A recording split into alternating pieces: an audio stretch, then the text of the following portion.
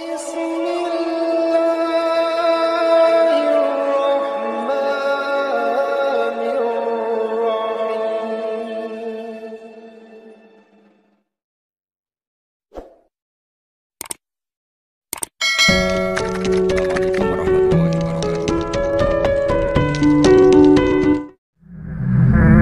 Nama Nabi Zulkifli disebutkan hanya 2 kali di dalam Al-Quran, yaitu di dalam surat Shad ayat ke-48, dan ingatlah akan Ismail, Ilyasa, dan Zulkifli. Semuanya termasuk orang-orang yang paling baik.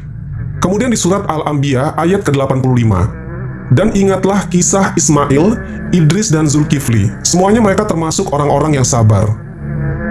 Meskipun Zulkifli tidak disebutkan secara tegas dalam Al-Quran bahwasanya beliau adalah seorang nabi, tapi karena di kedua ayat tersebut nama Zulkifli disebutkan dengan pujian bersamaan dengan para nabi lainnya, maka para ulama dan sejarawan menyimpulkan bahwasanya Zulkifli juga seorang nabi.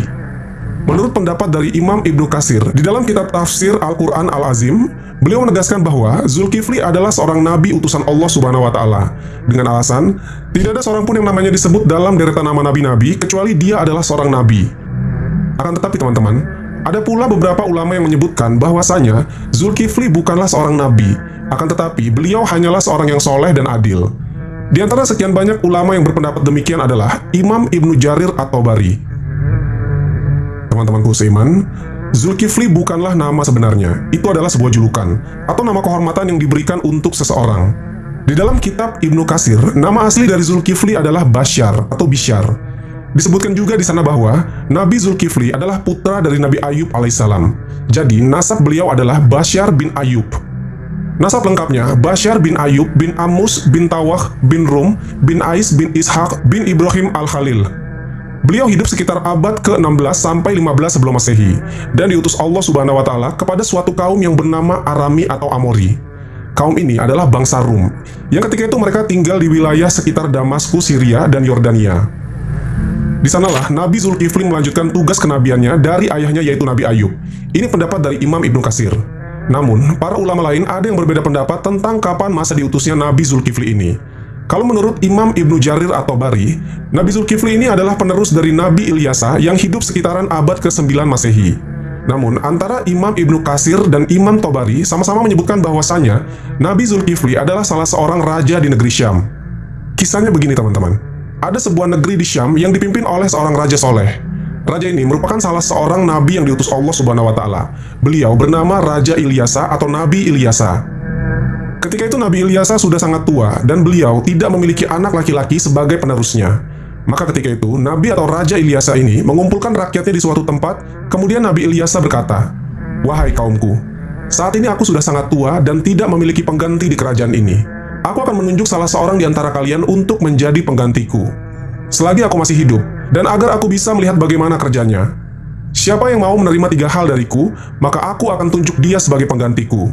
Yang pertama, selalu berpuasa di siang hari. Yang kedua, selalu sholat pada malam hari. Dan yang ketiga, dia tidak pernah marah seumur hidupnya. Siapakah dari kalian yang mau?"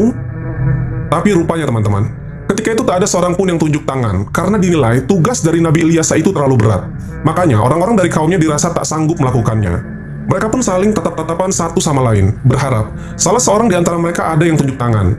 Tapi ditunggu beberapa lama, rupanya tak satu pun orang mau ketika itu. Lalu dari barisan belakang ada yang menyahut, "Saya wahai Nabiullah." Suara itu berasal dari seorang laki-laki yang usianya masih sangat muda. Pemuda ini bernama Basyar. Kemudian Nabi Ilyasa berkata, "Wahai anakku, engkau masih sangat muda. Tugas ini sangatlah berat untukmu." Nabi Ilyasa pun menolak anak ini karena dirasa dia masih sangat muda dan terlihat masih sedikit punya pengalaman. Keesokan harinya, di tempat yang sama dan dengan orang-orang yang sama, Nabi Ilyasa berseru hal yang sama lagi kepada kaumnya. Tapi tetap saja ketika itu tak ada yang mau menerima tawaran tersebut, kecuali pemuda yang bernama Basyar. Dia mengacungkan tangan lagi, dan lagi-lagi Nabi Ilyasa menolaknya dengan alasan yang sama. Sampailah pada hari ketiga, Nabi Ilyasa berseru hal yang sama, dan beliau berharap kali ini bukan hanya Basyar saja yang tunjuk tangan. Tapi ternyata teman-teman, sama seperti kemarin, ketika itu hanya Basyarlah yang tunjuk tangan dan menyanggupi segala persyaratan tersebut. Alasan detail Nabi Ilyasa menolak adalah karena selain dia harus menjadi raja yang menjamin kesejahteraan semua kaumnya, dia juga harus menjadi hakim yang adil yang bisa berlaku bijaksana dalam memutuskan segala permasalahan kaumnya. Nah, karena Basyar ini masih sangat muda, Nabi Ilyasa khawatir dia tidak bisa berlaku adil dan bijaksana. Akhirnya, karena sudah 3 kali tidak ada yang mau, Nabi Ilyasa pun mengangkat Basyar menjadi raja sekaligus hakim. Tapi kegiatan yang dilakukan Basyar tetap dipantau oleh Nabi Ilyasa. Basyar pun ketika itu mulai menjalani puasa di siang hari dan sholat atau beribadah sampai larut malam. Kemudian sehari-hari dia selalu menahan amarahnya. Nabi Ilyasa kagum dengan pemuda ini. Tak disangka-sangka dia sanggup menjalani persyaratan itu. Dia pun luar biasa bijak dalam menyelesaikan segala masalah di dalam kaumnya. Nabi Ilyasa bangga kepada Basyar. Dia menepati janji-janjinya. Kemudian Basyar pun diberikan julukan yaitu Zulkifli, yang artinya sanggup. Karena kesanggupannya menjalankan semua persyaratan, ditambah lagi dia selalu berlaku adil dan bijaksana. Sobat Jazirah Ilmu yang dimuliakan Allah, kisah naiknya Zulkifli atau Basyar ini menjadi raja disampaikan oleh Imam Ibnu Katsir di dalam kitabnya yang berjudul Qisasul Anbiya. Hanya saja nama rajanya berbeda, bukan Nabi Ilyasa. Di sana dituliskan raja itu bernama Yasa. Lain halnya di dalam kitab Ibnu Jarir, beliau menuliskan raja pada masa itu adalah Nabiullah Ilyasa. Seiring berjalannya waktu, Nabi Ilyasa pun meninggal dunia dan kini Raja Zulkifli tak ada lagi yang memantau sepeninggal Ilyasa. Nabi Zulkifli memimpin negeri Syam dengan sangat baik. Zulkifli sangat mementingkan urusan rakyatnya daripada urusan dirinya dan keluarganya. Beliau memegang teguh janjinya untuk selalu berpuasa di siang hari dan beribadah di malam hari, serta tak pernah sekalipun beliau marah. Zulkifli selalu sabar dalam keadaan apapun. Di sisi lain, iblis melihat kesolehan dan kebaikan Nabi Zulkifli dalam memimpin rakyatnya. Dan juga begitu kuatnya dia memegang janji, maka iblis pun tak tinggal diam. Kemudian, iblis pun mengutus tentaranya, yaitu syaitan yang sangat kuat-kuat untuk menggoda Zulkifli, supaya minimal goyah sedikit keimanannya. Berkali-kali iblis mengutus syaitan untuk menggoda, berkali-kali pula mereka gagal. Dan tak ada satupun syaitan yang berhasil menggoda Nabi Zulkifli ini. Akhirnya, saat itu iblis berinisiatif untuk turun tangan langsung menggoda Nabi Zulkifli. Dia pun mulai mencari timing yang pas untuk menggoda. Teman-temanku seiman, di dalam kerajaan, Nabi atau Raja Zulkifli ini setiap harinya sibuk dengan urusan kerajaannya. Jadi, setiap hari, jadwal beliau dari pagi sampai siang, Zulkifli berangkat ke pengadilan di negeri itu untuk menjadi hakim dan menyelesaikan masalah-masalah rakyatnya. Itu beliau lakukan selama dalam posisi berpuasa. Makanya, setiap hari, dia mengambil jam istirahat untuk tidur siang sebentar. Kemudian persidangan dilanjutkan kembali setelah beliau bangun. Persidangan pun dilanjut sampai sore atau malam hari. Malam harinya, beliau beribadah dan berdoa sampai larut malam. Besok paginya, beliau ke persidangan lagi. Begitu terus kegiatan yang beliau lakukan setiap harinya. Zulkifli betul-betul figur seorang raja yang memuliakan seluruh rakyatnya. Hingga iblis melihat peluang untuk bisa menggoda Nabi Zulkifli. Ketika itu, iblis hendak membuat Zulkifli marah. Karena iblis mau Zulkifli ini melanggar janjinya kepada Nabi Ilyasa untuk tidak boleh marah sama sekali. Akhirnya pada suatu hari, iblis datang menemui Zulkifli dalam bentuk orang tua renta dan miskin. Kala itu iblis datang ketika Zulkifli sedang tidur siang. Hari itu, entah mengapa sang raja merasa sangat lelah. Ketika di jam istirahatnya, Zulkifli pulang terburu-buru. Beliau hendak tidur siang lebih awal supaya bisa mendapatkan waktu lebih di siang itu. Baru saja Zulkifli hampir terlelap di kamarnya, iblis yang menyerupai kakek tua ini datang dan mengetuk pintu kamarnya. Dari dalam kamar, Zulkifli bertanya, "Siapa itu?" Kemudian iblis menjawab, "Aku orang tua yang teraniaya." Zulkifli pun bangun dari tempat tidurnya, kemudian beliau membukakan pintu, dan ketika itu iblis menceritakan permasalahannya. Iblis kemudian mengarang cerita. Dia bilang, "Aku dan kaumku terlibat permusuhan. Mereka memperlakukanku semena-mena, melakukan ini dan itu padaku." Iblis terus bercerita panjang lebar hingga waktu istirahat Zulkifli pun habis. Sang raja yang sudah terlihat sangat kelelahan tidak jadi istirahat pada siang itu karena diganggu oleh iblis yang menyamar sebagai kakek-kakek ini. Dan tibalah waktunya Zulkifli untuk kembali ke tempat persidangan untuk melanjutkan menyelesaikan permasalahan kaumnya. Kemudian sang raja berkata pada kakek ini, "Wahai paman, engkau bisa meneruskan ceritamu nanti, karena sekarang aku harus ke tempat persidangan. Datanglah ke sana sore ini. Aku akan membantu menyelesaikan masalahmu di sana." Zulkifli pun kembali ke tempat persidangan dan meneruskan menjadi hakim pada hari itu. Kemudian, setelah tiba waktu sore, Zulkifli melihat ke sana kemari di tempat persidangan itu. Beliau tak melihat kakek tua tadi di sana. Lalu, ditunggunya sampai gelap, tapi kakek tua itu tak kunjung datang menemuinya di ruang persidangan itu. Zulkifli pun pulang ke rumahnya. Beliau berpikir mungkin besok pagi kakek tua itu akan datang ke majelisnya. Teman-temanku seiman, keesokan harinya, Nabi Zulkifli seperti biasanya duduk di persidangan, menjadi hakim yang adil untuk menyelesaikan permasalahan kaumnya. Ditunggunya sampai siang, kakek tua tersebut tak kunjung datang. Maka tibalah waktu di mana Zulkifli harus beristirahat. Beliau menutup sementara majelisnya untuk beristirahat siang di rumahnya. Saat baru saja tertidur, iblis yang kemarin datang lagi mengetuk pintu. Ketika pintu dibuka, rupanya yang datang kakek-kakek yang kemarin. Zulkifli pun menyuruh tamunya masuk. Dengan nada yang lembut, Nabi Zulkifli berkata kepada kakek ini, "Wahai paman, bukankah sudah kukatakan padamu kemarin, datanglah ketika aku sedang di persidangan, maka aku akan menyelesaikan masalahmu di sana." Lalu iblis kembali mengarang cerita dengan bercerita panjang lebar kepada Zulkifli, hingga waktu istirahat Zulkifli pun habis. Ini sudah 2 hari jam istirahat beliau diganggu. Kemudian Zulkifli berkata pada kakek ini, "Wahai paman, datanglah ke majelisku sore ini. Aku akan menunggumu di sana untuk menyelesaikan masalahmu." Kakek itu pun pergi dan Zulkifli kembali ke tempat persidangannya. Beliau terlihat lelah dan sangat mengantuk karena tak sempat istirahat. Lalu datanglah waktu sore. Dilihatnya kesana kemari kakek tua itu tak datang juga. Nabi Zulkifli memohon perlindungannya kepada Allah Subhanahu wa Ta'ala untuk menyabarkan hatinya supaya beliau tidak marah ketika itu. Di hari yang ketiga, ketika tiba waktu istirahat sang raja, Zulkifli pun langsung cepat-cepat pulang. Hari itu, betul-betul beliau sangat kelelahan, bahkan jauh lebih lelah daripada kemarin. Sebelum beliau istirahat tidur siang, beliau menyampaikan pesan kepada pengawal dan salah seorang keluarganya. "Jangan kalian biarkan siapapun datang mendekati pintu ini. Aku mau tidur. Hari ini aku lelah sekali." Baru saja Zulkifli tidur, iblis yang menyamar dengan kakek-kakek yang sama datang lagi hendak mengetuk pintu. Namun ketika itu, kakek ini dihalau oleh penjaga pintu. "Hai paman, raja sedang istirahat, beliau tak ingin diganggu." Kemudian kakek ini berkata, "Aku sudah memiliki janji kepada sang raja untuk datang pada hari ini."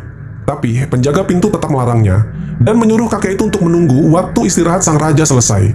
Iblis pun tak bisa berbuat apa-apa, dia pun pergi dan dia melihat ada sebuah lubang di atas kamar sang raja. Kemudian dia memanjat dan masuk ke dalam kamarnya. Iblis melihat Zulkifli sedang tertidur. Iblis hendak membuat Zulkifli marah, maka dia pun membangunkan tidur sang raja. Zulkifli pun terbangun dan mengatakan, "Hai paman, apa yang kau lakukan di kamarku? Bukankah aku telah menyuruhmu untuk menemuiku di persidangan?" Ketika itu, hampir saja Nabi Zulkifli marah, tapi beliau sekuat tenaga menahan amarahnya itu. Iblis yang melihat Zulkifli tidak marah, akhirnya dia merasa putus asa. Kemudian iblis berkata, "Wahai raja, coba lihat aku. Apakah engkau tidak mengenali siapa aku?" Zulkifli pun memperhatikan lebih jelas kakek ini, kemudian beliau berkata, "Engkau pasti adalah musuh Allah." Kakek ini menjawab, "Iya benar, engkau membuat aku tak berdaya dalam segala hal. Akhirnya, aku melakukan ini semua untuk membuatmu marah yang akan bisa membatalkan janjimu." Kemudian iblis pun pergi, dan dia gagal untuk membuat Zulkifli marah. Sobat Jazirah Ilmu yang dimuliakan Allah, selama memimpin kerajaannya, Nabi Zulkifli tidak selalu hidup bahagia dan sejahtera. Bahkan, beliau kerap kali mendapat banyak cobaan dari Allah Subhanahu wa Ta'ala. Salah satunya adalah cobaan yang berasal dari kaumnya.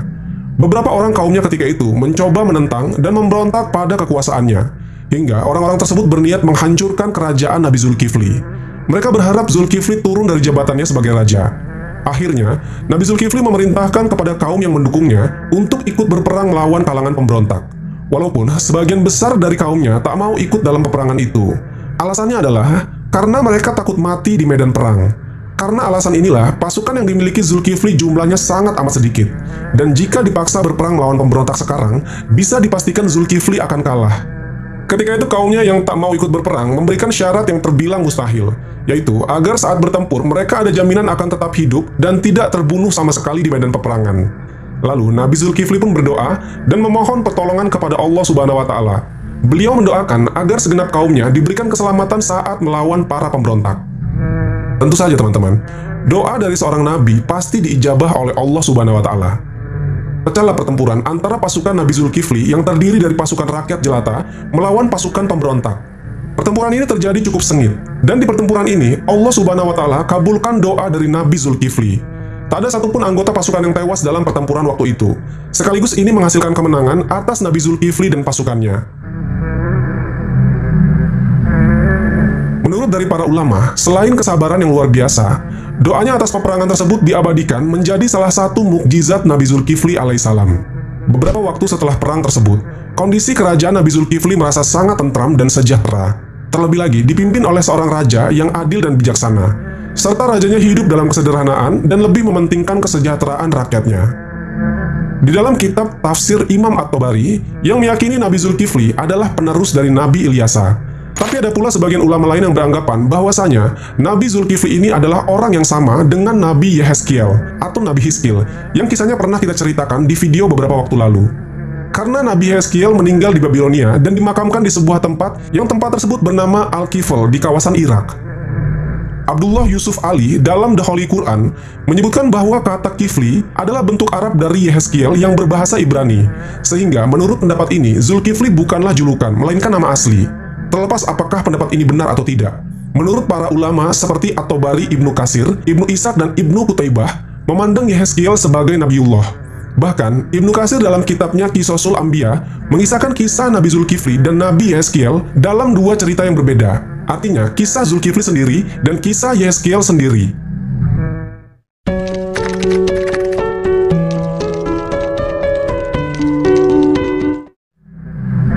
Teman-temanku seiman, di sini kita akan membahas tentang perdebatan panjang yang menyebutkan bahwasanya Zulkifli adalah sosok Buddha Siddhartha Gautama, seorang tokoh yang diyakini sebagai pendiri dari agama Buddha.